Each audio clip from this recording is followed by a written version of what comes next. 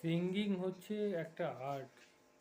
এখনকার দিনে সিঙ্গিং অটোটিউনের মাধ্যমে অনেক কিছুই করে নেওয়া যায়, যেমন গলার আওয়াজকে চেঞ্জ করে অনেক কারুকার্য করে অনেক অটোটিউনের মাধ্যমে অনেক কিছুভাবে প্রেজেন্ট করা যায়। কিন্তু আগেকার দিনে যে সিঙ্গার ছিল, যেমন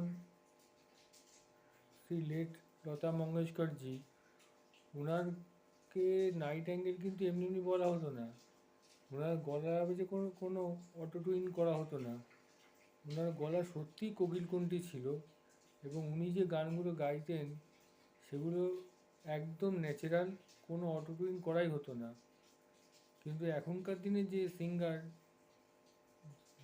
যাদের অ্যাক্টিভ পিকচার আপনি উপরে দেখছেন লতা মঙ্গেশকরজির সামনে, উনি কি অরিজিনাল গলায় গান করেন না অটোটিউনের মাধ্যমে গান করেন?